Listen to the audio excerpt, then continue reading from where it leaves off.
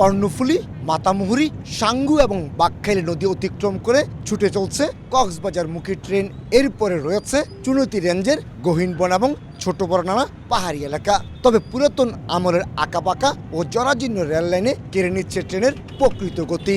চট্টগ্রাম নগরীর ১৬ শহর স্টেশন থেকে চন্দনেশ্বর কাঞ্চননগর পর্যন্ত রেলের সর্বোচ্চ গতিসীমা নির্ধারিত রয়েছে ঘন্টায় ৬০ কিলোমিটার।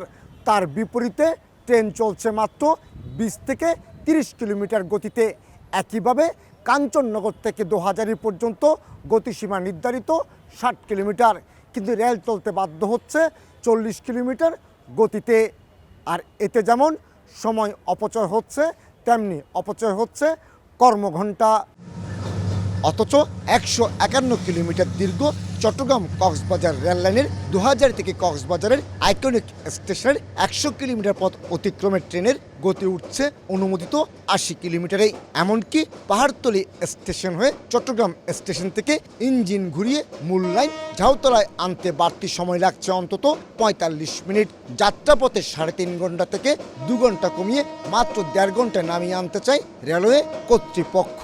পাহাড়তলী থেকে দোহাজারী পর্যন্ত এখানে কোথাও ১০ কিলোমিটার, কোথাও ৩০ কিলোমিটার, কোথাও ৫০ কিলোমিটার স্পিড আছে। আমরা ডিজাইন করতেছি ১২০ কিলোমিটার স্পিডে।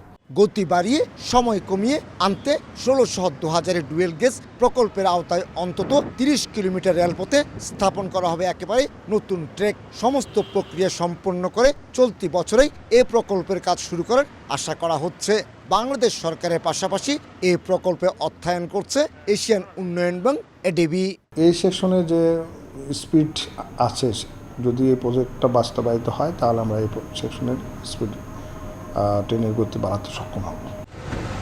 সবশেষ গত মাসে ৩ দিনের টানা বর্ষণে রেল লাইনে পানি জমে যাওয়ায় বন্ধ হয়ে যায় চট্টগ্রাম কক্সবাজার রুটের রেল চলাচল। কয়েক বছর আগে পাহাড়ি ঢলে সাপের মতো পুরো এঁকে বেঁকে গিয়েছিল রেল লাইনের একটি অংশ।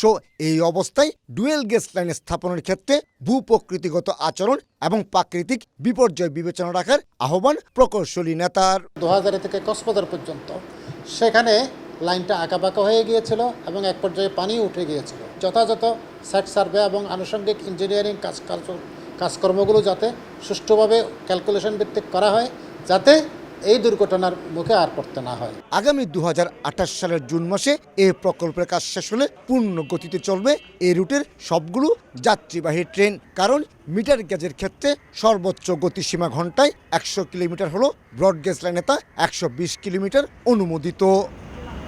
কমল দে, সময় সংবাদ, চট্টগ্রাম। এক মিষ্টি সকাল কানে কানে কিছু গুনগুনিয়ে বলে যায়, কাছে আয় ভেসে যা হাজার ফুলের ঠিকানায়, ছুঁয়ে দিয়ে ডুবে যায় সুগন্ধে শেষে মানা। তিব্বত লাক্সারি সো, বাংলাদেশের রূপ।